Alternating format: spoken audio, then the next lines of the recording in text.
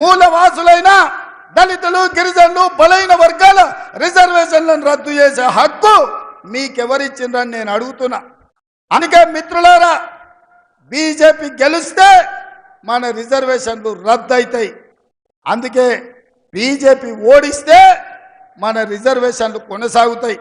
ఈ ఎన్నికల్లో ప్రజలు ఓడాలన్నా బీజేపీ ఓడాలన్నా మీరు ఒక్కసారి ఆలోచన చెయ్యండి.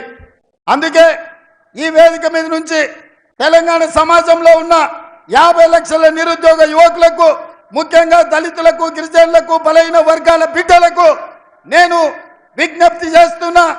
ప్రమాదం పొంచి ఉన్నది. ఎన్నికలైనంబడే నరేంద్ర మోడీ దళితులు, గిరిజనులు, బలైన వర్గాల మీద సర్జికల్ స్ట్రైక్ చేస్తాడు. మీ రిజర్వేషన్లు రద్దు చేస్తాడు.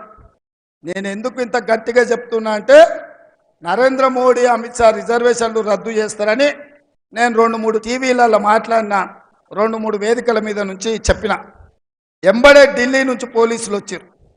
నేను అడుగుతున్నా, నేను చెప్పదలుచుకున్నా, అయ్యా నరేంద్ర మోడీ, అమిత్ షా గారు, జేపీ నడ్డా, కిషన్ రెడ్డి గారు, బండి సంజయ్, ధర్మపురి అరవింద్ గారు, మీరు గుర్తుపెట్టుకోండి, 10 సంవత్సరాలు చంద్రశేఖర్ రావు ఇదే విధంగా ఏసీబీ అనో, పోలీసులనో, విజిలెన్స్ అనో, లేకపోతే ఇతర శాఖలను నన్ను వేధించిండు, నన్ను కేసులు పెట్టిండు, నన్ను అరెస్ట్ చేసిండు, నన్ను జైలుకు తోలిండు. చివరికి ఏమైంది? నడుము ఇరిగి మూలకు పడ్డాడు చంద్రశేఖర్ రావు మీ చేతుల.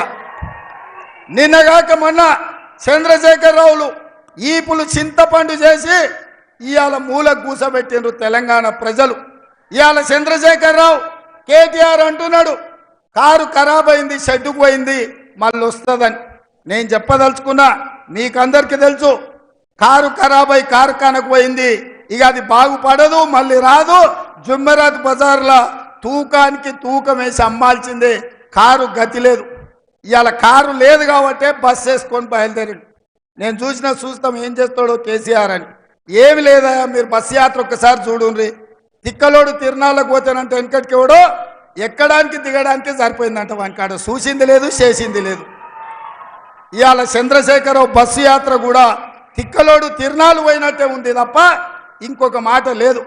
ఆయన నిన్న నిజాం ఖమ్మంలో ఒక మాట చెప్తున్నాడు, అయ్యా కాంగ్రెస్కు 40 సీట్లు కూడా రావు, బీజేపీకి 200 వస్తాయి.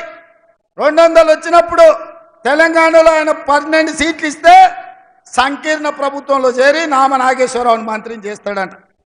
మరి నేను చెప్పింది ఏందా, ఇన్ని రోజులు బీజేపీ బీఆర్ఎస్ చీకటి ఒప్పందం జరిగింది, ఈడ సీటు బీజేపీకి వదిలిండు.